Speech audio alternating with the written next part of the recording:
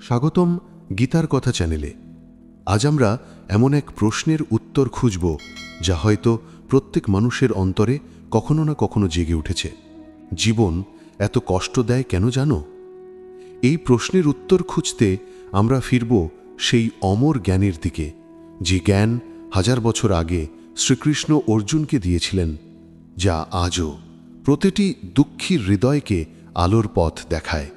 সেই অমর জ্ঞানের নাম ভগবদ্গীতা। জীবনের পথ কখনো সহজ হয় না। প্রতিটি মানুষই কখনো না কখনো এমন এক সময়ের মধ্য দিয়ে যায় যখন মনে হয় সব কিছু ভেঙে যাচ্ছে, কারোর ভালোবাসা হারিয়ে গেছে, আশার আলো নিভে গেছে, চারপাশে শুধু অন্ধকার। তখন আমরা প্রশ্ন করি, এত কষ্ট কেন?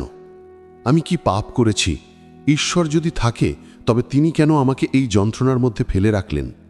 এই প্রশ্নগুলোর উত্তর আছে খুব গভীরে গীতার কথায়, যেখানে কৃষ্ণ বলেছেন দুঃখ ও সুখ দুটোই অস্থায়ী। যখন অর্জুন কুরুক্ষেত্রের যুদ্ধে দাঁড়িয়ে ভেঙে পড়েছিলেন, তখন তিনিও এই একই প্রশ্ন করেছিলেন। তিনি বলেছিলেন, হে কৃষ্ণ, আমি যুদ্ধ করব না, আমি এই কষ্ট নিতে পারব না।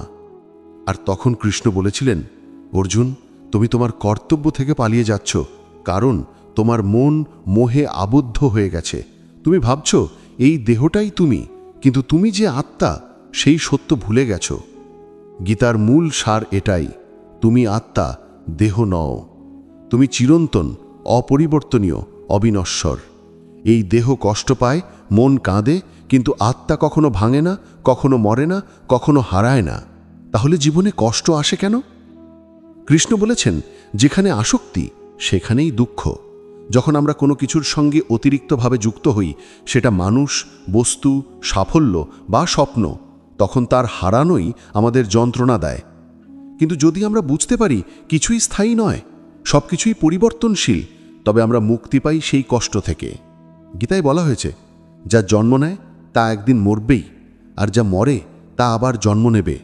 এই পৃথিবীর সব কিছুই এক নিরন্তর চক্রে আবর্তিত হয়, সৃষ্টি, পালন ও বিনাশ। এই চক্রকে মেনে নিতে শেখাটাই হলো আধ্যাত্মিক পরিপক্কতা। যখন তুমি কষ্ট পাও, মনে রেখো তুমি সেই কষ্ট নও, তুমি সেই আত্মা যে কষ্টের সাক্ষী। কৃষ্ণ অর্জুনকে বলেছিলেন, তুমি তোমার কর্তব্য পালন করো, কিন্তু ফলের প্রত্যাশা করো না। এই এক বাক্যের মধ্যেই জীবনের সব কষ্টের সমাধান লুকিয়ে আছে। আমরা কষ্ট পাই কারণ আমরা সব সময় ফল চাই। আমি ভালোবাসলাম তাই সে আমার হবে, আমি পরিশ্রম করলাম তাই আমি সফল হব, আমি প্রার্থনা করলাম তাই ঈশ্বর আমার কথা শুনবেন। কিন্তু যখন ফল আমাদের ইচ্ছা মতো হয় না, তখন আমরা ভেঙে পড়ি। কৃষ্ণ বলেছেন, তুমি তোমার কাজ করো, ফলের চিন্তা করো না। এ মানে এই নয় যে তুমি নিষ্ক্রিয় থাকবে, বরং তুমি তোমার সর্বোচ্চটা দেবে, কিন্তু ফলের ভার ঈশ্বরের হাতে ছেড়ে দেবে। তুমি চেষ্টা করো, কিন্তু ফলের দাস হও না। এই মনোভাবই হলো মুক্তির পথ। জীবনের কষ্ট তখনই কমে যায় যখন আমরা উপলব্ধি করি সব কিছুই ক্ষণস্থায়ী। আজ যে মানুষ আমাদের কাঁদাচ্ছে সেও একদিন চলে যাবে। আজ যে ব্যথা বুকের মধ্যে দগ্ধ করছে সেও একদিন সময়ের সঙ্গে মিলিয়ে যাবে। যেমন ভোরের সূর্য অন্ধকার দূর করে, তেমনি সময়ও সব ক্ষত সারে। গীতায় কৃষ্ণ বলেছিলেন, দুঃখে স্থির থাকো, সুখে স্থির থাকো। যে ব্যক্তি এই দুই অবস্থায় সমান থাকে সেই সত্য যোগী। এই অবস্থায় পৌঁছানো সহজ নয়, কিন্তু অসম্ভব নয়। এটা সম্ভব হয় শুধুমাত্র তখনই যখন আমরা নিজেদের মনের নিয়ন্ত্রণে রাখতে শিখি। মনই সুখের কারণ, মনই দুঃখের কারণ। মনই আমাদের বন্দী করে, আবার মনই আমাদের মুক্ত করে। যে নিজের মনকে জয় করেছে সে পৃথিবী জয় করেছে। কিন্তু মনকে জয় করা সহজ নয়, কারণ মন এক অশ্বের মতো অবিরত দৌড়ায়, এক চিন্তা থেকে আরেক চিন্তায়, এক ভয় থেকে আরেক আকাঙ্ক্ষায়। কৃষ্ণ বলেছিলেন, মন বশ্য নয়, কিন্তু অভ্যাস ও বৈরাগ্যের মাধ্যমে তা নিয়ন্ত্রণ করা যায়। অভ্যাস মানে কি?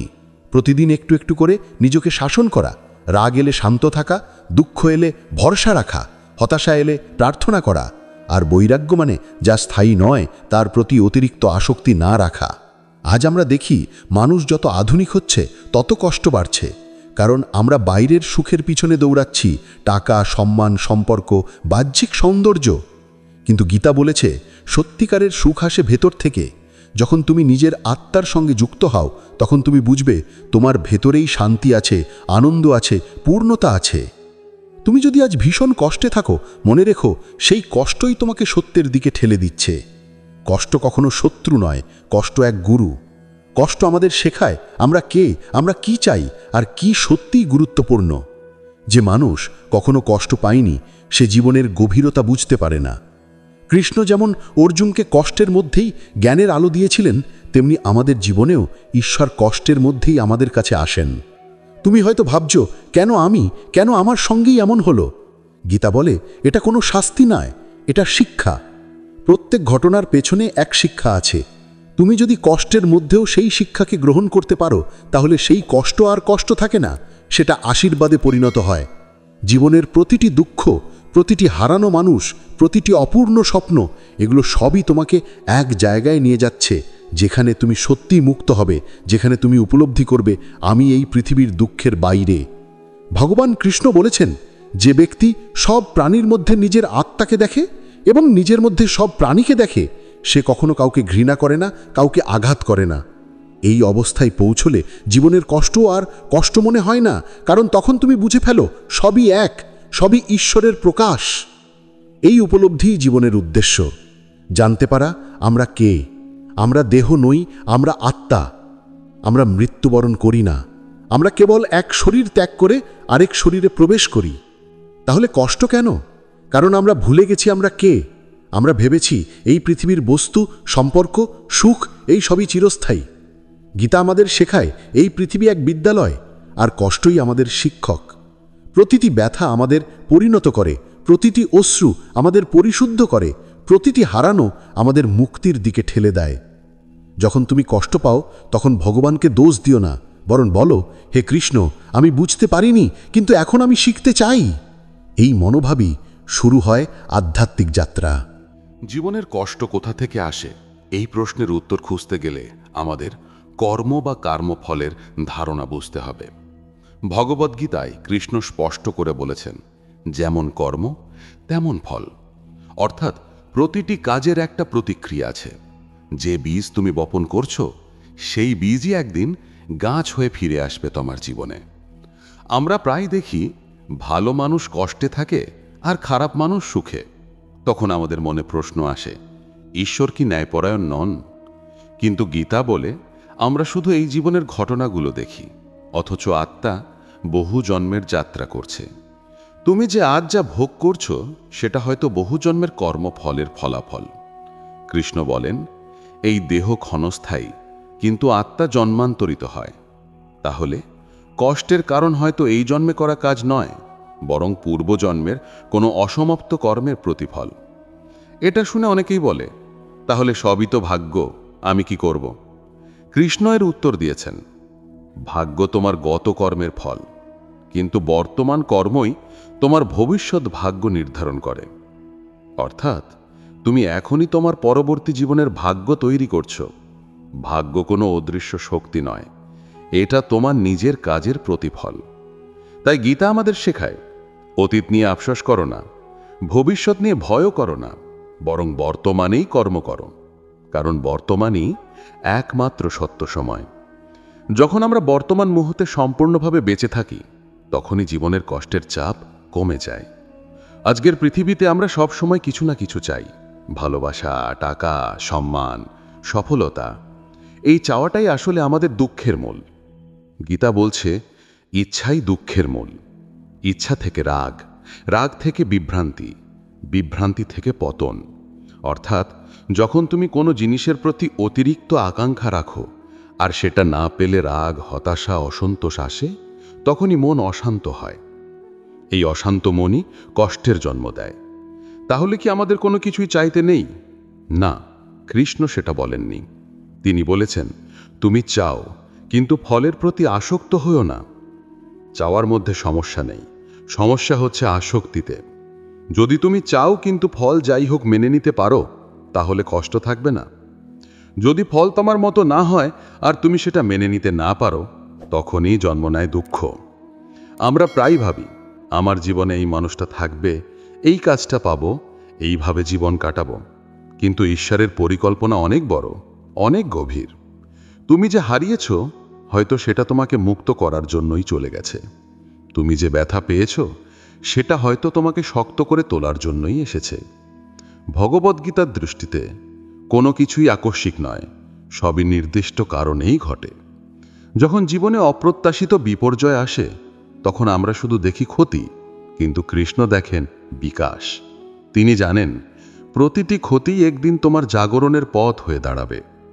অর্জুনও প্রথমে ভেবেছিলেন যুদ্ধ মানে ধ্বংস, কিন্তু কৃষ্ণ দেখেছিলেন যুদ্ধ মানে ধর্মের প্রতিষ্ঠা। গীতা আমাদের শেখায় প্রতিটি সংকটে দুটি পথ খোলা থাকে, একটা হচ্ছে পালানোর, আর একটা হচ্ছে গ্রহণ করার। যে পালায় সে আরো দুঃখ পায়, যে গ্রহণ করে সে মুক্তি পায়। যখন তুমি কষ্ট মেনে নিতে শিখবে তখন কষ্টের মধ্যেও শান্তি খুঁজে পাবে। এটাই কৃষ্ণের শিক্ষা, সমতা বজায় রাখো। তিনি বলেন, যে ব্যক্তি সুখে দুঃখে জয় পরাজয়ে লাভ ক্ষতিতে সমান থাকে সেই ব্যক্তি যোগী। এই সমতা অর্জন করতে হলে আমাদের মনের উপর কর্তৃত্ব আনতে হবে। মন যদি নিয়ন্ত্রণে না থাকে তাহলে বাইরে যত কিছুই বদলাও না কেন, কষ্ট যাবে না। একজন ধনী মানুষও অশান্ত থাকতে পারেন, আবার একজন সাধারণ মানুষও পরম শান্তিতে থাকতে পারেন, কারণ শান্তি বাইরের নয়, ভেতরের বিষয়। কৃষ্ণ বলেছেন, যে ব্যক্তি নিজেকে জয় করতে পেরেছে সে নিজেই নিজের বন্ধু, আর যে পারেনি সে নিজেই নিজের শত্রু। আমরা প্রায়ই ভাবি অন্য কেউ আমাদের কষ্ট দিচ্ছে, কিন্তু সত্যি হলো কষ্ট দেয় আমাদের নিজের মন। তুমি যদি মনকে নিয়ন্ত্রণে রাখতে পারো তাহলে কেউ তোমাকে আঘাত করতে পারবে না। মনকে নিয়ন্ত্রণে আনার সবচেয়ে সহজ উপায় হচ্ছে ধ্যান। গীতায় কৃষ্ণ ধ্যানের গুরুত্ব অসংখ্যবার বলেছেন। ধ্যান জ্ঞানে শুধু চোখ বন্ধ করা নয়, ধ্যান মানে মনকে একাগ্র করা, নিজের ভেতর ঈশ্বরের উপস্থিতি অনুভব করা। যখন তুমি প্রতিদিন কিছু সময় নিজের ভেতরে ফিরে যাও তখন তুমি দেখবে বাইরের কষ্ট তোমাকে আর আগের মতো নাড়াতে দিতে পারে না। ধ্যানের সঙ্গে সঙ্গে অহং বা আমি বোধও কমতে থাকে। এই আমি বোধিত কষ্টের মূল আমি ব্যর্থ, আমি প্রতারিত, আমি একা। কিন্তু যখন তুমি উপলব্ধি করো যে তুমি সেই চিরন্তন আত্মা, যে সবসময় ঈশ্বরের অংশ, তখন আমির জায়গায় আসে আমরা। তুমি বুঝতে পারো যে তোমার সঙ্গে যা ঘটছে তা সমগ্র সৃষ্টিরই এক অংশ। এখন একটু বাস্তব জীবনে গীতার প্রয়োগ দেখি। ধরা যাক তুমি অফিসে কাজ করছিলে, হঠাৎ একদিন চাকরি হারালে। প্রথমে কষ্ট, ভয়, হতাশা সবই আসবে, কিন্তু যদি তুমি গীতার শিক্ষায় বিশ্বাস রাখো, তুমি ভাববে এটা আমার যাত্রার শেষ নয়, এটা নতুন এক অধ্যায়ের শুরু। তুমি কর্ম করেছিলে কিন্তু ফল তোমার হাতে নেই, তাই তুমি কেবল নতুন কর্মে মন দেবে। এই মনোভাবই তোমাকে অন্ধকার থেকে আলোয় নিয়ে যাবে। অথবা ধরো তুমি ভালোবাসার সম্পর্কে ভেঙে গেছো, মন বলবে সব শেষ, কিন্তু গীতা বলবে যা যায় তা প্রয়োজনীয়ভাবেই যায়। ঈশ্বর কিছু কেড়ে নেন, কারণ হয়তো সেটা তোমার আত্মার উন্নতির পথে বাধা ছিল। তিনি তোমাকে খালি হাতে রাখেন না, তিনি তোমাকে নতুন শিক্ষার, নতুন শক্তির উপহার দেন। ভগবদ্গীতা একটা কথা আছে, যখন ধর্মের হানি হয়, অধর্মের প্রাবল্য ঘটে, তখন আমি অবতার হিসেবে অবতরণী হই। এই অবতার কেবল কৃষ্ণ নন, এই অবতার প্রতিটি সময়, প্রতিটি জীবনে আসে যখন তুমি অন্ধকারে হারিয়ে যাও। কখনো কোনো ঘটনা, কখনো কোনো মানুষ, কখনো কোনো কষ্ট। ঈশ্বর সেই সব মাধ্যমের মধ্য দিয়েই তোমাকে জাগ্রত করেন। তুমি যদি মন খুলে তাকাও, দেখবে তোমার প্রতিটি কষ্টই তোমাকে নতুন করে চিনিয়েছে।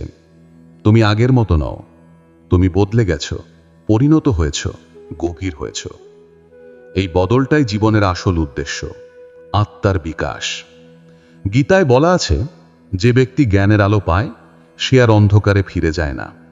অর্থাৎ একবার যদি তুমি বুঝে ফেলো যে জীবনের কষ্ট আসলে শিক্ষার অংশ, তাহলে আর কোনো দুঃখ তোমাকে অস্থির করতে পারবে না। তুমি বুঝে ফেলবে সব কিছুই পরিকল্পিত ঈশ্বরের দ্বারা। কৃষ্ণ অর্জুনকে বলেছিলেন, তুমি যুদ্ধ করো কারণ এটা তোমার ধর্ম। তেমনি আমাদের প্রত্যেকেরই একটা নিজের ধর্ম আছে। কেউ লেখে, কেউ ভালোবাসে, কেউ সেবা করে, কেউ শিক্ষা দেয়। যখন আমরা আমাদের কর্তব্য পালন করে নিষ্ঠার সঙ্গে, কিন্তু ফলের প্রতি আসক্ত হই না, তখনই আমরা শান্তি পাই। কর্মফল থেকে মুক্তি মানে কর্ম বন্ধ করা নয়, বরং কর্মের মধ্যে থেকেও নির্বিকার থাকা। এই অবস্থায় পৌঁছানোই যোগ। যোগ মানে মিলন, আত্মা ও পরমাত্মার মিলন। যখন তুমি নিজের আত্মার সঙ্গে ঈশ্বরের সঙ্গে যুক্ত হয়ে কাজ করো, তখন জীবনের কষ্ট ঈশ্বরের ইচ্ছার মতো মনে হয়। তুমি তখন কষ্টকেও প্রণাম করতে শেখো, কারণ জানো সেটাই তোমাকে পরিশুদ্ধ করছে। জীবন কখনো সহজ হয় না, কিন্তু সহজ হতে হয় আমাদের মনকে। যে মন গ্রহণ করতে পারে সে কখনো হারায় না, যে মন প্রতিরোধ করে সে কষ্টে পুড়ে যায়। তাই গীতা শেখায় সমর্পণ করো। কৃষ্ণ বলেছেন, সব কর্ম আমায় সমর্পণ করো, আমায় আশ্রয় নাও, আমি তোমাকে সব পাপ থেকে মুক্তি দেব। এটা নিছক ধর্মীয় বাক্য নয়, এটা গভীর মানসিক সত্য। যখন তুমি ভাবো সবই ঈশ্বরের হাতে, তখন তোমার ভয় চলে যায়, কারণ তখন তুমি বোঝো তোমার কিছুই নিয়ন্ত্রণে নেই, আর সেটাই মুক্তি। কষ্ট তখনই দুর্বল করে যখন তুমি ভাবো তুমি একা, কিন্তু যখন তুমি অনুভব করো কৃষ্ণ তোমার সঙ্গে আছেন, তখন প্রতিটি অন্ধকারও হয়ে যায় আলোর উৎস। তুমি তখন হাসতে পারো কষ্টের মধ্যেও, কারণ জানো কৃষ্ণ তোমার শিক্ষক, জীবন তোমার পাঠশালা, আর কষ্ট তোমার পাঠ। যখন আমরা গভীর কষ্টের মধ্যে থাকি, তখন মনে হয় যেন জীবনের সব দরজা বন্ধ হয়ে গেছে। ভেতরে তখন শুধু অন্ধকার, ভয় আর প্রশ্ন, এভাবে কেন? আমরা তখন ঈশ্বরকে খুঁজি, কিন্তু একই সঙ্গে তাঁকেই দোষ দিই। তুমি যদি থাকো তাহলে এত কষ্ট দিচ্ছ কেন? কিন্তু গীতা বলে, ঈশ্বর আমাদের কষ্ট দেন না, বরং সেই কষ্টের মধ্যেই লুকিয়ে থাকে তার স্নেহের শিক্ষা। কৃষ্ণ বলেছেন, যে মানুষ আমাকে ভালোবাসে আমি তাকে পরীক্ষা করি, আমি তাকে ভেঙে দিই যেন সে নিজের ভেতরের সত্য চিনে নিতে পারে। এই কথাটা কেবল ধর্মীয় নয়, এটা এক গভীর মনস্তাত্ত্বিক সত্য। জীবনে যতবার আমরা ভেঙে যাই, ততবার আমরা সত্যের কাছাকাছি চলে যাই। দুঃখের সময় আমরা একা হয়ে যাই, কারণ চারপাশের মানুষ তখন দূরে সরে যায়। কিন্তু সেই একাকিত্বই আমাদের ঈশ্বরের কাছে টেনে আনে। যখন কেউ পাশে থাকে না, তখন আমরা দেখি কৃষ্ণ নীরবে দাঁড়িয়ে আছেন আমাদের পাশে, মন দিয়ে শোনেন আমাদের কান্না, আমাদের অভিমান, আমাদের প্রার্থনা। তখন আমরা বুঝি এই কষ্টটা আসলে কোনো শাস্তি নয়, এটা এক সাক্ষাৎকার, আত্মার সঙ্গে ঈশ্বরের সাক্ষাৎ। ভগবদ্গীতায় কৃষ্ণ বলেছেন, যে আমাকে সর্বত্র দেখে আমি তার মধ্যেই আছি, সে আমাতে। অর্থাৎ ঈশ্বর দূরে নন, আমাদের অন্তরের মধ্যেই তিনি বিরাজমান। যখন আমরা কষ্ট পাই, তখন আসলে আমরা নিজের থেকে, নিজের আত্মা থেকে বিচ্ছিন্ন হয়ে যাই। যখন আমরা ফিরে আসি সেই আত্মার কাছে, তখনই শান্তি ফিরে আসে। জীবনের সবচেয়ে গভীর শিক্ষা হল, কষ্ট কখনো আমাদের ধ্বংস করতে আসে না, বরং আমাদের জাগিয়ে তুলতে আসে। যে মানুষ কষ্টকে শিক্ষক হিসাবে গ্রহণ করে, সে কখনো হারায় না। অর্জুনের মতো আমাদেরও একদিন যুদ্ধক্ষেত্রে দাঁড়াতে হয়। যুদ্ধ হয়তো বাহ্যিক নয়, কিন্তু ভেতরে আমাদের মন, ভয়, আসক্তি, রাগ, এই সবের সঙ্গেই প্রতিদিন লড়াই। গীতা শেখায়, যে নিজের অন্তরের যুদ্ধ জয় করেছে সেই প্রকৃত বিজয়ী। তুমি হয়তো ভাবছো, আমি একা কিভাবে পারব? কৃষ্ণ বলেছেন, যখন তুমি আমায় ডাকবে নিঃস্বার্থভাবে, আমি নিজেই তোমার পাশে এসে দাঁড়াবো। এই বিশ্বাসই আমাদের শক্তি। জীবন যতই অন্ধকার হোক না কেন, ভগবানের আলোর জন্য একটুখানি স্থান খোলা রাখলে আলো ঢুকে পড়ে। গীতায় আরেকটি চমৎকার শ্লোক আছে, যে ব্যক্তি সমস্ত কিছু ঈশ্বরের ইচ্ছা হিসাবে গ্রহণ করে, সে কখনো দুঃখ পায় না। অর্থাৎ যদি তুমি সব কিছু মেনে নিতে পারো এই বিশ্বাসে যে এই ঘটনারও কোনো কারণ আছে যা আমি এখন বুঝতে পারছি না, তবে তোমার মন অস্থির হবে না, কারণ তখন তুমি বুঝবে প্রতিটি অভিজ্ঞতা, প্রতিটি মানুষ, প্রতিটি মুহূর্ত ঈশ্বরের পাঠ্যপুস্তকের একটি অধ্যায় মাত্র। যখন তুমি কষ্ট পাও, তখন নিজের মনকে বলো, এই অভিজ্ঞতাও শেষ হবে। যেমন বসন্তের পর গ্রীষ্ম আসে, তেমনি দুঃখের পরও একদিন আসে শান্তি। কৃষ্ণ বলেছেন, অস্থিরতা স্থির হবে, অন্ধকার কেটে যাবে, জ্ঞানই হবে আলোর উৎস। তুমি যদি আজ গভীর কষ্টে থেকেও এই লেখাটি পড়ছো, জেনে রেখো তুমি একা নও। এই পৃথিবীর প্রতিটি আত্মা কোনো না কোনো সময় এই একই যন্ত্রণা অনুভব করেছে। গীতার আলো তাদের পথ দেখিয়েছে, তোমাকেও দেখাবে। কারণ কৃষ্ণের বাণী চিরন্তন, তার কথা কখনো পুরনো হয় না, কারণ মানুষের মন কখনো স্থির থাকে না। গীতার শেষ অধ্যায়ে কৃষ্ণ বলেন, তুমি আমাকে সম্পূর্ণভাবে সমর্পণ করো, আমি তোমাকে মুক্ত করব। এটাই জীবনের শেষ সত্য। যখন আমরা সমর্পণ করতে শিখি, তখনই কষ্টের শৃঙ্খল ভেঙে যায়। সমর্পণ মানে দুর্বলতা নয়, সমর্পণ মানে বিশ্বাস, আমি একা নই, আমি ঈশ্বরের সন্তান। এই সমর্পণ থেকেই আসে প্রকৃত মুক্তি। মুক্তি মানে মৃত্যু নয়, মুক্তি মানে ভয় থেকে মুক্ত হওয়া, আসক্তি থেকে মুক্ত হওয়া, অহংকার থেকে মুক্ত হওয়া। যখন তুমি জীবনের প্রতিটি অভিজ্ঞতাকে ঈশ্বরের ইচ্ছা হিসাবে গ্রহণ করতে পারো, তখন তোমার মন মুক্ত হয়। তুমি তখন জীবনকে আর যুদ্ধ হিসাবে দেখো না, বরং এক যাত্রা হিসাবে দেখো, আত্মা থেকে পরমাত্মার দিকে যাত্রা। এই অবস্থায় এসে বুঝতে পারো, তুমি কিছু হারাওনি, তুমি কেবল বদলেছ, তুমি বড় হয়েছ, তুমি ঈশ্বরের এক ধাপ কাছাকাছি চলে গেছ। তখন তুমি হাসতে পারো, এমনকি কান্নার মধ্যেও, কারণ জানো এই কান্নাটাও এক প্রার্থনা, এক পরিশুদ্ধতা। যে মানুষ কাঁদে সে অনুভব করে, যে অনুভব করে সে ভালোবাসে, আর যে ভালোবাসে সে ঈশ্বরেরই প্রতিচ্ছবি। ভগবদ্গীতা আমাদের শেখায়, জীবনের উদ্দেশ্য শুধু বাঁচা নয়, বরং জেগে ওঠা। জেগে ওঠা মানে নিজের আত্মাকে চেনা, নিজের ভেতরের কৃষ্ণকে খুঁজে পাওয়া। কৃষ্ণ কোথাও দূরে নন, তিনি তোমার হৃদয়ের মধ্যেই। যখন তুমি চুপ করে বসে নিজের মনকে শোনো, তখনই তার কণ্ঠ শুনতে পাও। ভয় পেও না, আমি আছি। এই এক বাক্যই যথেষ্ট। যখন তুমি জানো কৃষ্ণ তোমার সঙ্গে আছেন, তখন জীবনের সবচেয়ে কঠিন দিনও সহজ হয়ে যায়। তুমি তখন কষ্টে থেকেও শান্তি পাও, কারণ জানো এই কষ্টেরও এক ঈশ্বরীয় উদ্দেশ্য আছে। কৃষ্ণ অর্জুনকে বলেছিলেন, তুমি যোদ্ধা, তোমার কর্তব্য যুদ্ধ করা, আমি তোমার ফল ঠিক করব, তুমি শুধু কাজ করো। তেমনি আমাদের জীবনেও কর্তব্যই ধর্ম। আমরা কাজ করব, ভালোবাসব, সাহায্য করব, প্রার্থনা করব, কিন্তু ফলের দায়িত্ব ঈশ্বরের ওপর ছেড়ে দেব। এই মনোভাবই আমাদের মুক্ত করে দেয় আমি এর ভার থেকে। যখন তুমি বলো আমি করেছি, তখন অহংকার জন্মায়, আর যখন তুমি বলো কৃষ্ণ করেছেন আমার মাধ্যমে, তখন বিনয় আসে। বিনয় থেকেই জন্ম নেয় শান্তি। যখন তোমার জীবনে কষ্ট আসে, তখন বলো, হে কৃষ্ণ, এই কষ্টের মধ্যেও তোমাকে দেখতে চাই। এই দৃষ্টিভঙ্গি তোমার হৃদয়কে বদলে দেবে। তুমি আর কষ্টকে ভয় পাবে না, কারণ জানবে কৃষ্ণ কষ্টের মধ্য দিয়েই কথা বলেন। তুমি হয়তো আজ ভাঙা, একা, হতাশ, কিন্তু এটাই শেষ নয়। তুমি যদি চোখ বন্ধ করে কৃষ্ণের নাম নাও, তুমি দেখবে মন ধীরে ধীরে শান্ত হচ্ছে। ভেতরে এক নরম আলো জ্বলছে, যা তোমাকে বলে দিচ্ছে তুমি নিরাপদে আছো। এটাই গীতার আসল সার।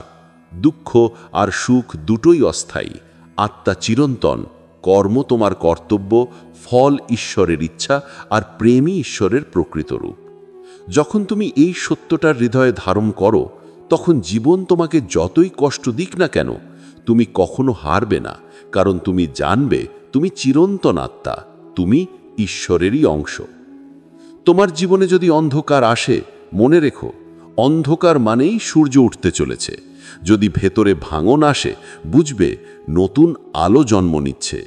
যদি একা লাগছে, জানবে ঈশ্বর তখনই তোমার পাশে সবচেয়ে বেশি আছেন। কৃষ্ণ বলেছেন, যে ব্যক্তি আমায় বিশ্বাস করে, আমি তাকে কখনো ছাড়ি না। তুমি যদি সত্যিই তাকে বিশ্বাস করো, তাহলে এই জীবন, এই কষ্ট, এই পথ সবই হয়ে উঠবে এক পবিত্র যাত্রা। ধন্যবাদ। এই ছিল গীতার কথার পক্ষ থেকে ভালোবাসা, শান্তি ও জ্ঞানের এক উপহার। জয় শ্রীকৃষ্ণ।